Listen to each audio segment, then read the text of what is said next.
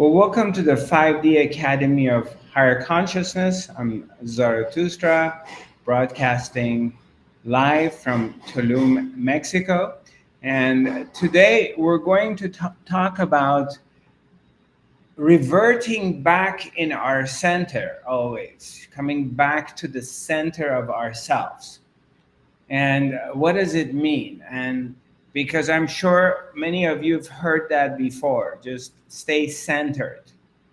And or maybe in different words you've heard that, but let me explain it what I mean. And what I mean is it happens quite often that if we're not properly trained and we haven't really worked on ourselves, you know, many people may have done a lot of different work, but they easily get off centered with some event. Something happens, somebody tells you something and you don't like it, and all of a sudden you're just swinging from one end of pendulum to the other part of pendulum. Means from feeling really good and feeling really high to feeling really bad, and just totally emotional and off centered.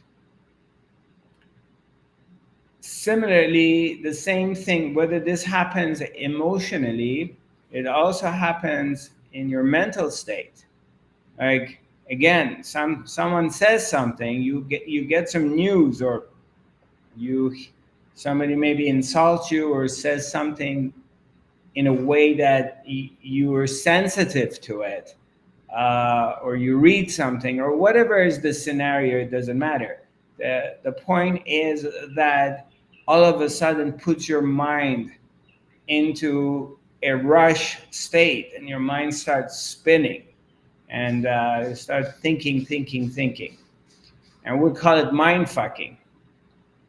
So, and it totally throws you off balance.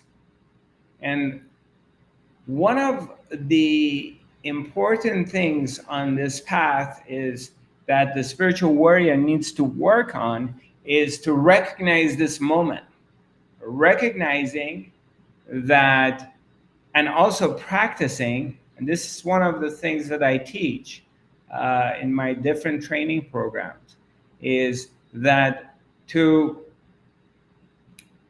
practice staying in your center. Like if somebody walks up to you, especially, let's say, this, you know, there's like your parents can really trigger you, your partner or your kids. There are people that can really trigger you, and we're very sensitive to in comparison to other people.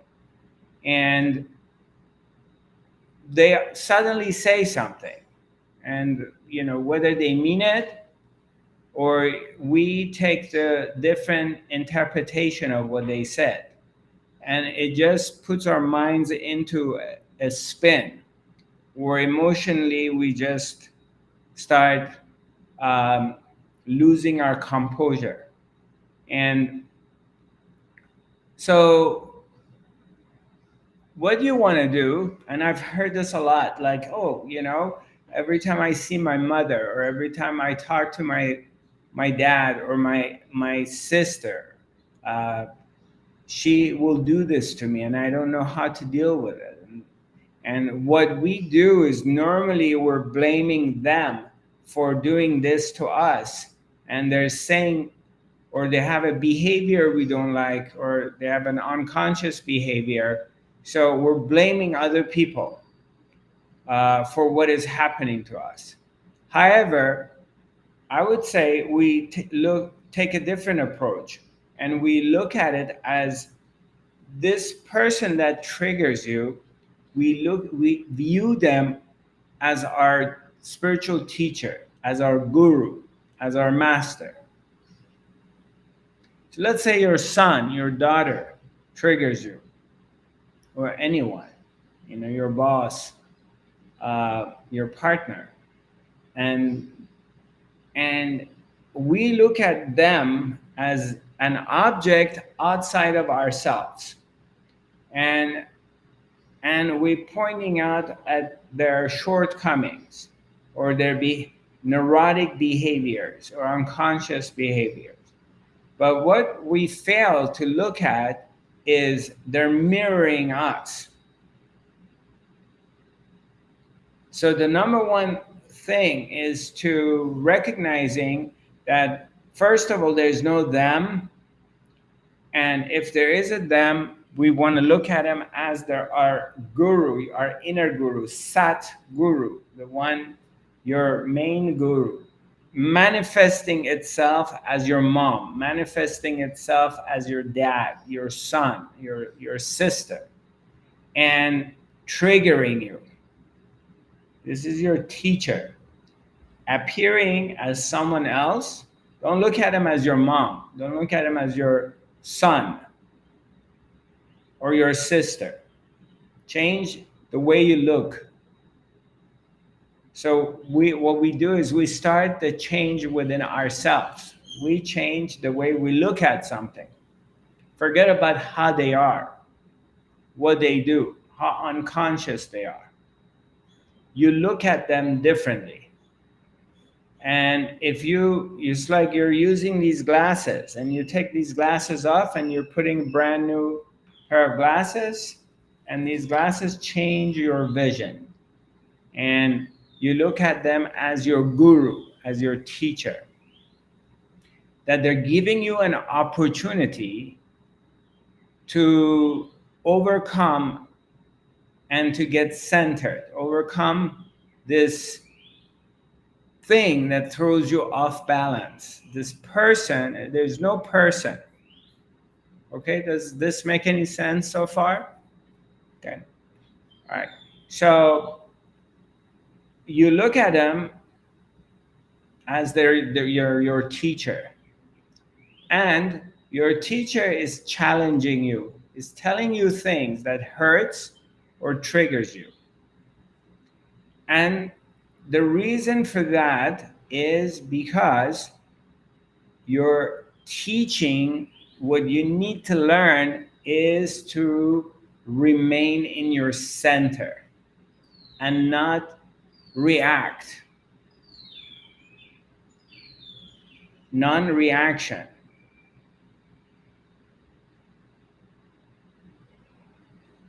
Okay, so I'll use a scenario for you. Okay, and you go see your dad, you go see your sister, and you're talking, you're opening yourself up, you're sharing some things in your life, and then your sister says, again, you never learn your lesson, you're still making the same mistake, or you're still lazy, or you're still irresponsible. They say something that really triggers you, and normally you're reacting to them, you get upset, you get angry, frustrated with them, maybe you get in an argument with them, and then you leave and you decide not to communicate with them for a few months, 6 months, a year or something, because they hurt you. This time you just hear it, what they tell you, and you listen to what they say, and you pay attention to see if there's any validity in what they say to you, because their response hurts you. And if anything hurts you, it's worth looking at. Anything's triggering you, there's some value to it. So we use that as an opportunity to look at ourselves to see if it's true or not. Maybe it's true. Even though if maybe they said it inappropriately or they were insensitive in telling you what they said, but you use that opportunity. This is higher level of consciousness, because these are the moments you need to implement your training, all the work you do. You know, you're attending courses, you're reading, you're practicing, you're meditating. For what? Because all the work you do is not an object. It's not like you're doing the work here and you're doing it for fun. You're doing spiritual work as a chore, as a like a task, something that you need to do. You're doing it because you're looking for inner peace. You're looking to be centered in yourself. You're looking for happiness. So we're not doing this spiritual work because it's a chore, because it's something we have to do. We're doing it for a purpose. And if we're not going to be using what we learn practically in everyday moment of life, then it's useless, because then it's theory. It's theoretical. And I met many, many people that they say all this beautiful stuff. They give you a lecture for 45 minutes. But the moment you do something they don't like, that they get triggered, all of a sudden their unconscious part comes out. The language changes, their body composure changes, the way they behave. You can tell, like they're really triggered. So what we're talking about and what we're learning and what we're practicing is only valuable if we can put it to use.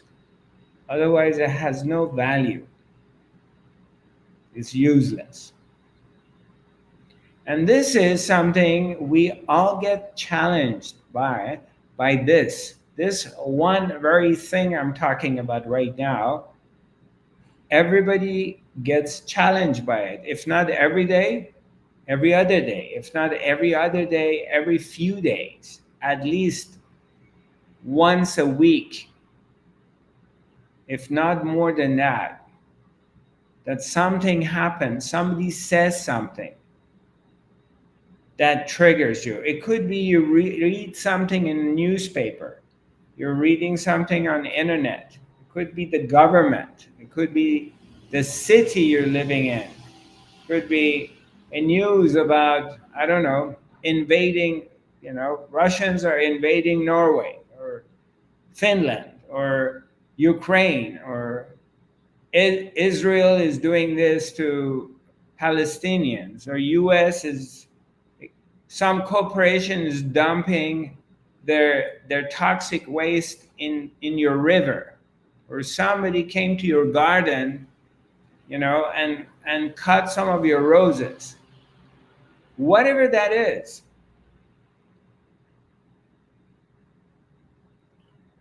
it doesn't matter. Whatever that is it gives you an opportunity to reflect back on yourself and to not get bent out of shape. If somebody said something to you, you read something, you got some reflection back, and it triggers you. Whether it's correct or not, here's your opportunity.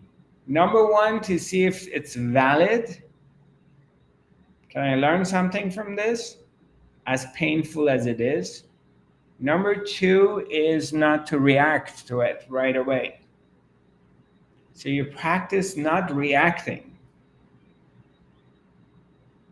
So your sister walks up to you and tells you that you're very irresponsible, or your daughter comes to you and says, "Mom, you screwed us over, you left dad, and you went with some other guy, and you abandoned us, you're not a good mom." And maybe this is not true, but you just hear it, you just listen, and you don't respond. You just take it in, and you don't respond to her. You say, "Okay, thank you." It's like where you have disarmed this person right then and there, because where does this conversation going to go to? It's like playing ping pong. You're playing ping pong with someone or playing tennis. You got your racket, your opponent has a racket, and there's a ball in between. So you hit the ball and they hit back. You hit, they hit back. But if they hit the ball towards you and you don't hit it back, what happens? The ball bounces on the table and goes, and that's it. The game stops. You're not hitting the ball back. So if your mom, your dad, your son, your someone comes and dumps something on you, whether it's true, correct, or it's not, and normally triggers you, you get into an argument with them, you get upset. But if you don't respond back, where does this go? You know, I walk up to you and say, you did this wrong, you did that wrong, you're irresponsible, you screwed up, you're a control freak, you're unconscious, and you're just sitting there and you're listening to it, and you say, are you finished at the end? And you say, thank you. Not in a mocking way, because if it's in a mocking way, the other person will know you're mocking him. I'm not talking about that. I'm not talking about being a smartass. And I'm not talking about that pretending you're listening, because the other person will notice it. I'm talking about really listening to it and not responding, whether they're right or wrong. And normally when they're wrong, we get all amped up and we want to fire back because they're saying things which is not true. So you get all emotional. But being centered, talking about being centered, is in this moment, you stay in your center. You don't come out of your center. Because existence through this person is triggering you to pull you out, is testing you. This is a test, is messing with you to see where you're at. Because if you're talking about being a master, mastering and really becoming Zen, then you stay in your meditation, you stay in your center, you don't answer back. So I was one day with one of my assistants here in Tulum. We went into this repair shop. They repair cell phones, computers, and things like that. And I'm talking to the guy behind the counter. We're talking about things, and some guy came in between my wheeling and dealing and cut me off and was angry, and he wanted to give his computer back. And all of a sudden it takes over our conversation. And you know, I'm at the end of my work. I'm almost finished. I just need to pay these people and leave. And now he's taking over. And here in Mexico, especially in Tulum, it's not like the US or in Norway or Germany. You know, when someone behind a desk is working with you, dealing with you, whether you're buying a croissant or buying coffee, they're just focused on you. They don't go to someone else. They just finish up what they have to do with you, then they go to someone else. Here in Mexico, or at least this part, is like you can easily distract the person behind the counter, and as they're dealing with you, if you jump in the middle, you can take their attention and they start working with you, and they drop the person they were working with.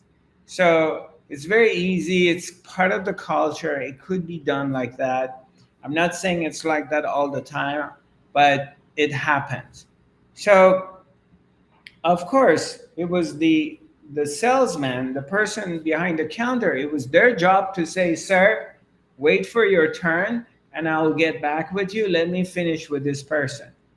But he didn't do that. So this guy jumped in the middle.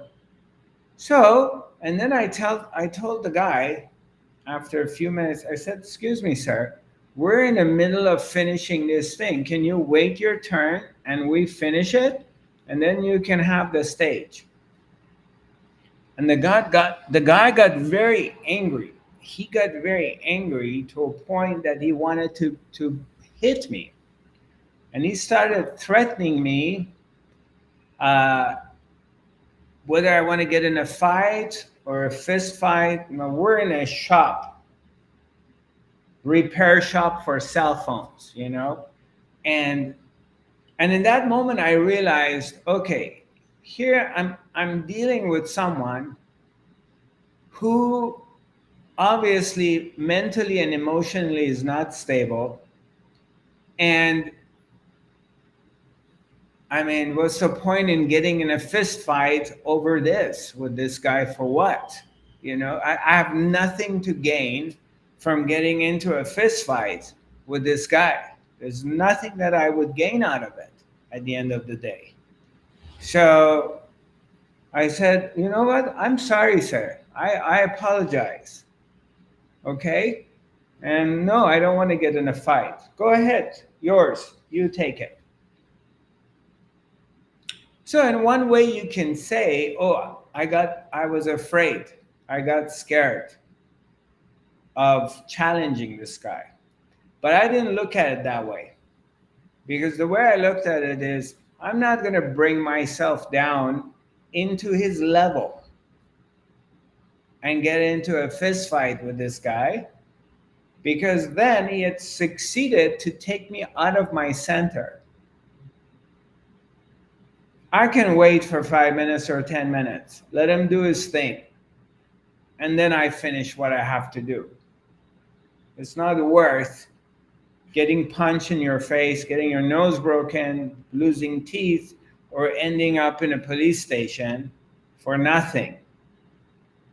So I stayed in my center. And then, boom, something happened, and the conversation got cut off. He pulled back, and the guy behind the counter, he finished my work, and we left. And that was it. Yeah, of course, my nervous system was stimulated because this, you know, things got very heated up. But, and then my assistant told me, like, wow, Zarathustra, you handled this so amazingly. I'm so impressed that you didn't get emotional about it. So this was a test, being tested of, can you stay in your center and not get pulled into the drama, or you're going to get pulled into the story and you're going to react to something very silly, a situation that you can avoid. Who knows what can happen? You may get killed, you may lose an eye, anything can happen. But then you have to deal with that consequences for the rest of your life. So, and I'm not talking about operating from fear, because there are times in your life you have to stand up and say no, or fight, or whatever. But I'm not talking about that topic. What I'm talking about is existence is going to create situations. Every day you're driving your car, especially, you know, places like Mexico, or you're in Thailand, or you're in India, or you know, it's not so organized, and someone does something stupid or silly, and you can, if you're a fiery person, you can fight with someone every day. You can get upset, and get very emotional about things every day.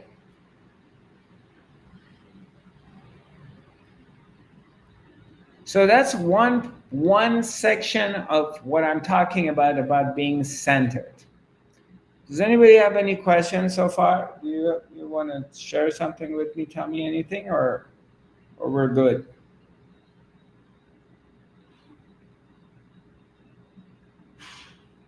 Okay. Now, earlier today, I was talking to one of my participants, and she mentioned something about I try to stay in my center, but my mind comes and beats me up because I'm not doing things right. And then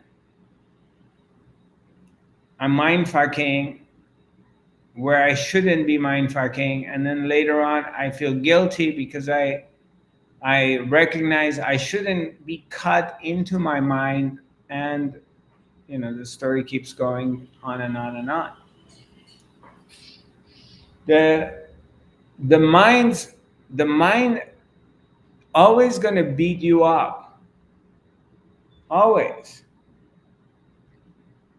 It either going to praise you, is going to say how great you are, you're wonderful, wow, you're so smart, you're so spiritual, wow, look where you got. These are thoughts. It's the mind. Or it's going to tell you how stupid you are, how irresponsible you are, how naive you are, and you're not taking care of the business. That's the nature of the mind. It's always going to tell you a story. So the key is to recognize it. You recognize it. And if you can, not identifying with it.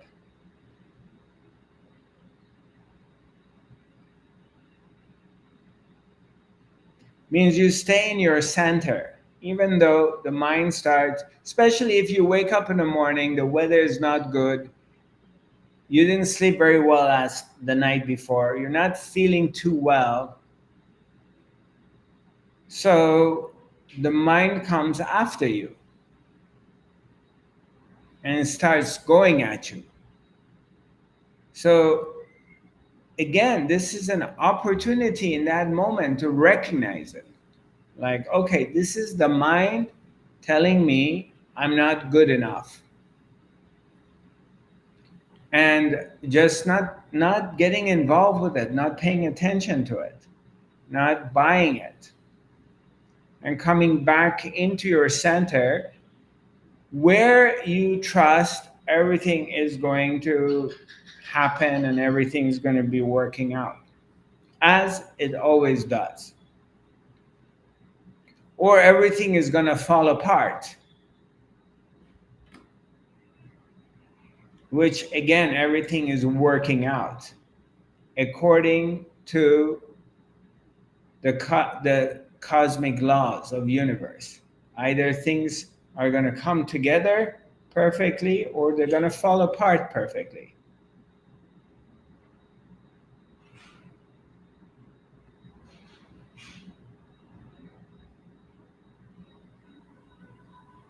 Including our bodies.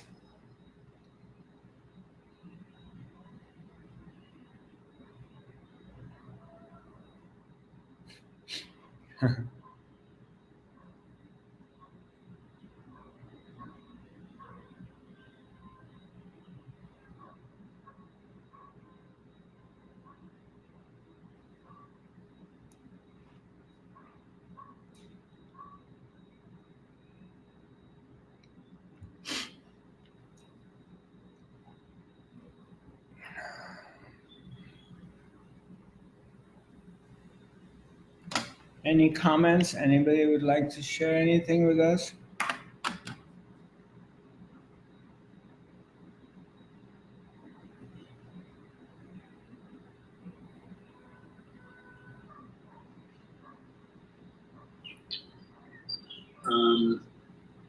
I we all know these situations when we are triggered, and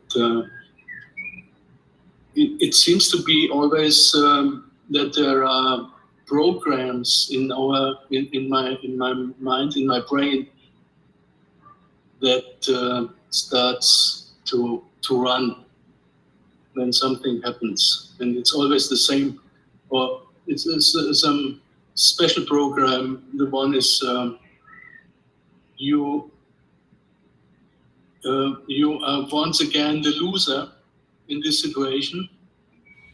You didn't react in a way you should have done, and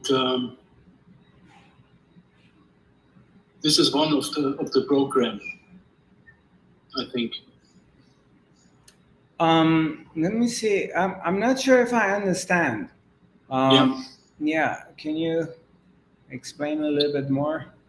The situation you described in the store with the phones, and there comes a man and pushes you away, or tries to kick you out of the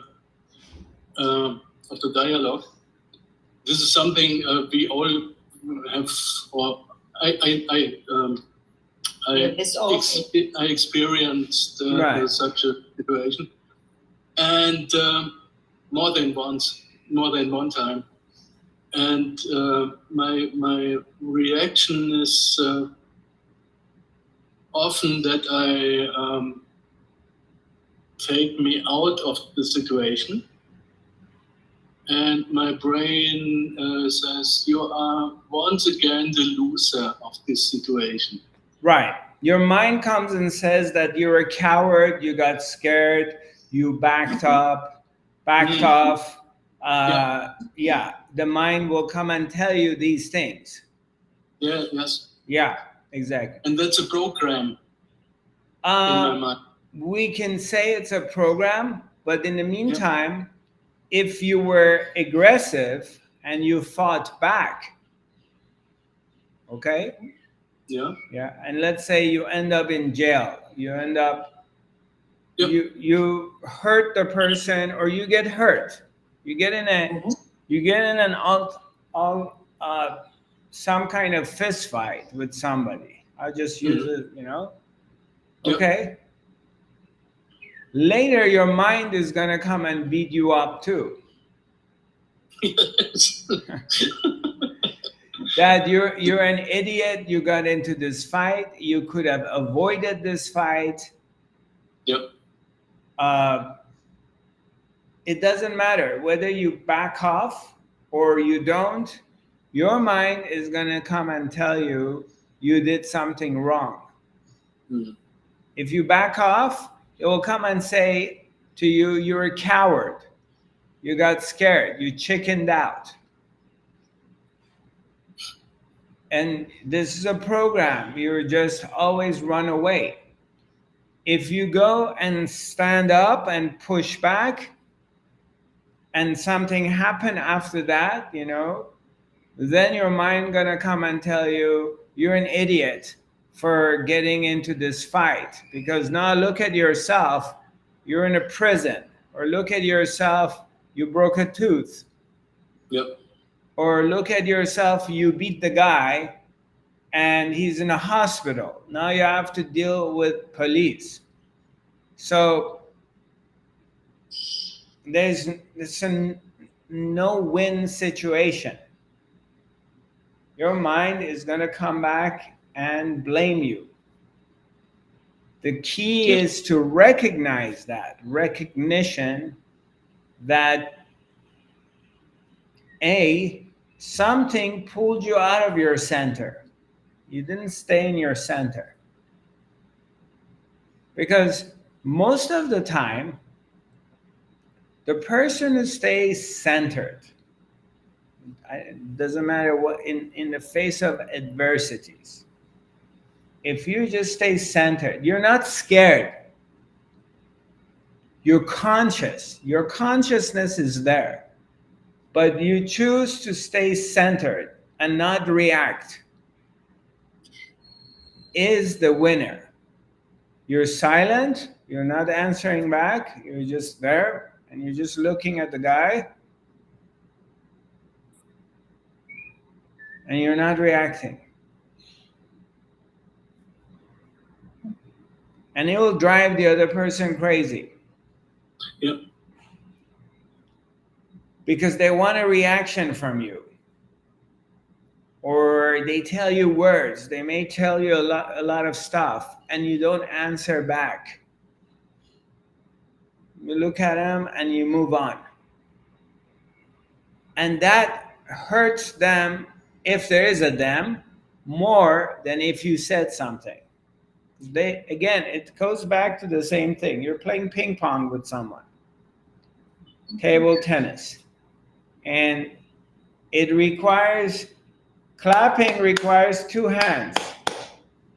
What's the sound of one hand clapping? There is no sound. No sound. Yeah. So if you don't react and stay in your center, then there's no story. You have disarmed and diffused the situation because you're not responding. But it will drive the other person crazy. It will. Not what I'm saying crazy is. It will make him aggressive.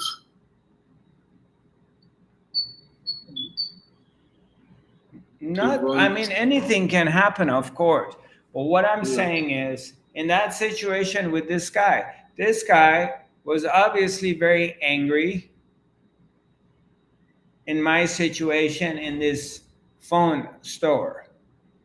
Later on, the attendant told me he had been here with his computer. They had fixed it. He takes it, go home, and he comes back. Obviously, it wasn't fixed or breaks down again. And that's why he thought he has the right to jump in front of me because he was there before. He was there like the day before. So he thought, I didn't know he was there the day before. So anyway, there's this angry person with life and wants to dump their anger on someone. So if I get into an altercation with him and get in a fist fight, so he dumps his anger on me. I've given him an opportunity. But if I backed off, yeah, of course he could still run to me and punch me. But I didn't get into a fight with him. I said, yes, I'm sorry, sir. You're right. Now he's like, have nothing to say. You know, I disarmed him. I said, oh, okay, sorry, I'm sorry. You're right. I apologize. Please, you go. And now he has nothing to say. I disarmed him. Yeah. Because I didn't get into a push-pull with him. And this happens a lot in life. That's one example. But, you know, look at it in your daily life. Especially with people close to us and those who pull our trigger. Yeah. If you're in a relationship with somebody, you're going to be experiencing it. With I experienced it all my life with my parents. They can really easily pull the trigger on me if I'm not in my center. If I'm in my center, there's nothing they can do. If I walk into the situation, because normally with my mom, it's like, okay, doesn't matter, you know, I go see her. And it's like a game. I say, okay, I'm going to go see her. And I'm promising myself that I'm not going to get triggered. 5 minutes into walking into her place, 5 minutes, boom. I'm triggered to the madness. Then the second time I go, okay, I promise myself not to trigger it. Maybe 15 minutes, half an hour after, boom, I get triggered. Then you go back again.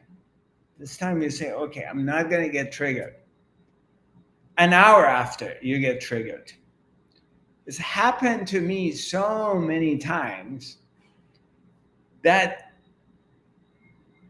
and my brothers, sisters, they go crazy. My sister's gone now, but my brother gets really angry. He starts getting into these arguments, and so, and for me, it's come to this point that, oh, I am going to see my Sat Guru. I'm going to see Papaji.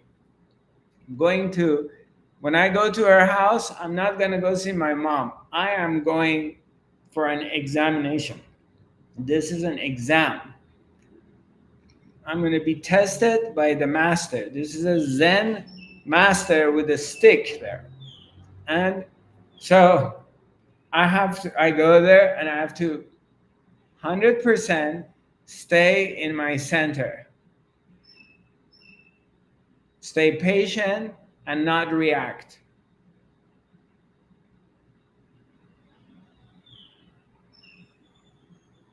Because this is one person on this planet who can pull my trigger very, very, very easily. Those are the people you have to value. As annoying as they are, that's where you're going to learn. Those are the situations you're going to learn things. And you're going to put your meditation and power to practice.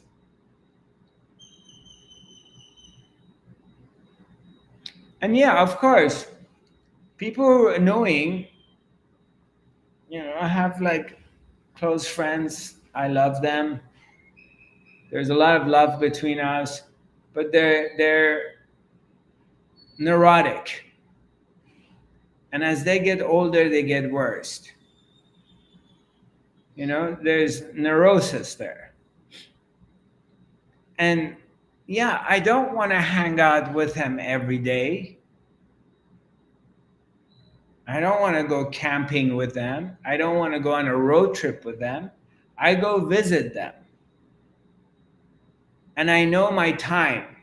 In the past, I would go stay in their home for 4 or 5 days because I'm visiting them in Sedona, or I'm visiting them in Los Angeles or somewhere. Now I learned my lesson. It's like, you know what? I love this guy, but for 2 hours. More than 2 hours, it's going to get ugly.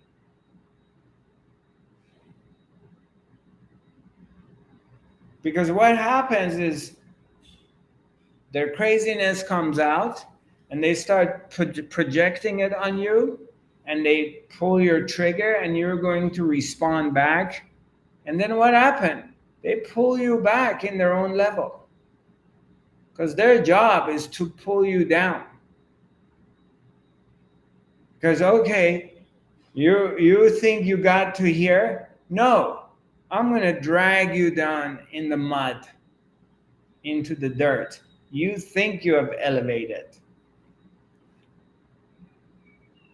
So you have to demonstrate that you have elevated and you're established here.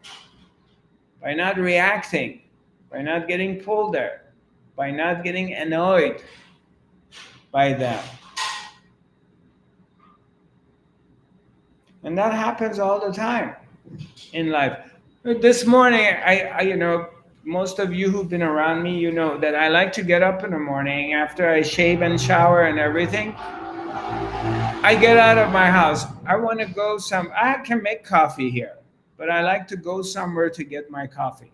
I don't want to have my first coffee in my house. I get out. So I got my rituals. There's like 4 or 5 different places that I go to. And today I went to this one place. And all of a sudden it started to get really busy. people showed up and someone's talking on the phone, and it was like, okay, I didn't sleep very good last night. I need silence. I'm having my coffee and this person is talking. They're using the coffee machine and they're using the blender to making some kind of smoothie, and woo, the blender is going like this, the coffee machine is making noise, the person's talking on the phone. Okay, I can get angry with people, or you know what, Zarathustra, take your coffee and leave. Go somewhere quiet. So it was like, instead of fighting to try to control the situation, just I went, got a to-go cup, poured my coffee in a to-go cup, and I left. I went somewhere very quiet and I sat there without any noise. Or I can stay there and fight with these people. But then you're going to have a fight every day about something. And I don't care where you live. You can live in Switzerland, you know? You can fight over, you can be annoyed with the, let's say one of the most pristine, organized, clean, countries in the world. But you're going to find something's wrong there. And if you live here in Tulum, Mexico, there's a million things that are wrong, which I love it. That's why I live here, because it's not organized.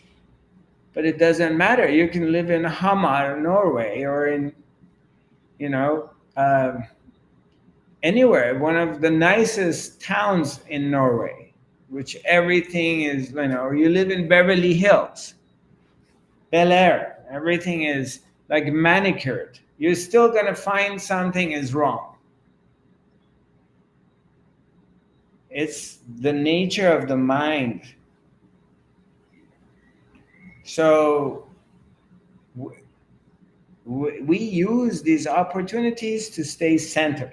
Come back into your center and not get bent out of shape.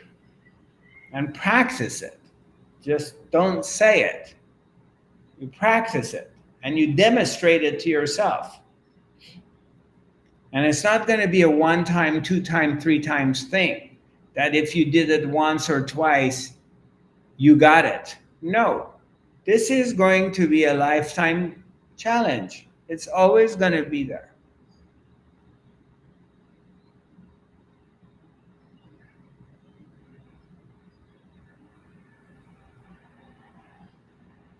Go ahead, Suzanne. Oh, my son is a great teacher for me. I love him so much and he loves me. But in times when he is full of stress because of his busy job, and we didn't see us often. He lives 6 kilometers far away from here, and we see us 6 times a year. And sometimes he's here 1 hour and zack, the trigger is very big. Right. The noises are loud. Right. Yeah. And for me, it was important to learn to say, son, doesn't matter, I love you. Yeah. In this moment, and really stop with me to feel the anger, to feel the stress, only try to feel the love. And that is, it helps. For me, it's good, it helps. Yeah. I understand. I get it. Again, as I said to you, people who we're in a relationship and we're closest to, because those are the ones that are going to pull our triggers. People you don't care for, you can just leave them. You don't have to hang out with them. You don't have to keep your friendship. And there's a lot of those people who've come in your life and they go, annoying people. You don't need to hang out with them. But with your family or your partner or sons, your close people, you're stuck. You can't dump him. I can't get rid of my mom. I can't disown my brother. You know, you're in it. So you have to learn how to stay in your own center by not pointing finger, because this is what we learned from childhood, pointing finger at stuff outside of ourselves. Yeah. Always it's someone else's fault. And you see it with unconscious people. They're always blaming this and that. They're angry, they're unconscious, it's always the world against them. But the more you become conscious, the more you look at yourself. All right. Well, we're coming to the end of the academy. It's been wonderful. Keep in mind, I'm flying to Poland on the 19th. I'll be there on the 20th. I think my first event begins on the 22nd. I'm there for 1 week, and then I head to Hamar, Norway. When am I arriving in Hamar, Norway, my dear Hilde? You know my schedule. I'm gonna pick you up at the airport May 28th. Okay, so then I'm in Norway as of the 29th, and then if you want to have a private session with me, please contact Hilde Evenstad. If you want to come to one of my events in Norway or in Poland, please do so. I'm more than happy to meet you, and we can have a wonderful weekend workshop together.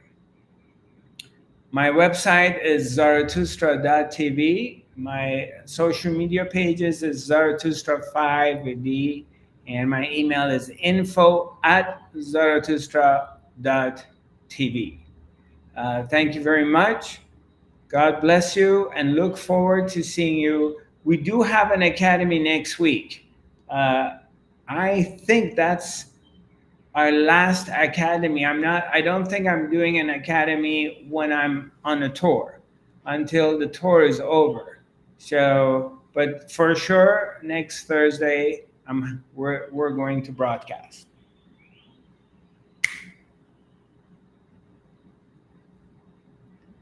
Nice seeing you all, and looking forward to connecting with you again. God bless.